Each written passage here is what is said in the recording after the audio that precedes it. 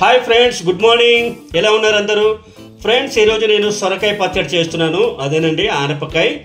ఈ ఆనపకాయ పచ్చడి కావాల్సిన పదార్థాలు: ఒక ఆనపకాయ, పచ్చిమిర్చి, చింతపండు, కొత్తిమీర, వేయించిన పల్లీలు, వేరుశనగ కాయలు, అలాగే ఉప్పు, పసుపు, వెల్లుల్లిపాయలు, జీలకర్ర, ఆవాలు, 2 ఎండుమిర్చీలు.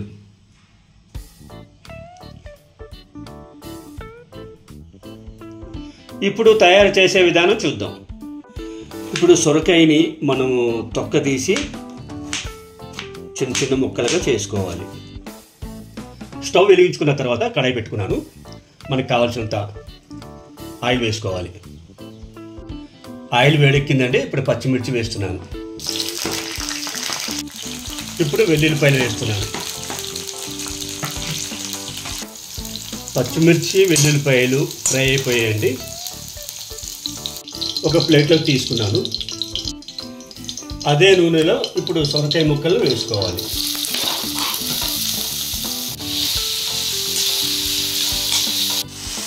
సొరకాయ ముక్కలు సగం ఫ్రై అయిన తర్వాత కొత్తిమీర వేసుకోవాలి.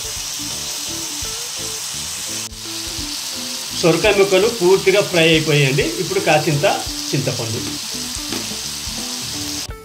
ఒక మిక్సీ జార్ తీసుకొని అందులో ఇంతకుముందు వేయించిన పల్లీలు,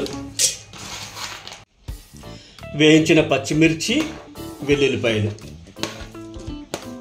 కొంచెం ఉప్పు వేసి మిక్సీ పట్టాలి. పచ్చిమిర్చి, పల్లీలు మిక్సీ వేసుకున్నాను కదండి. ఇప్పుడు సొరకాయ ముక్కలు ఇందులో వేసుకోవాలి.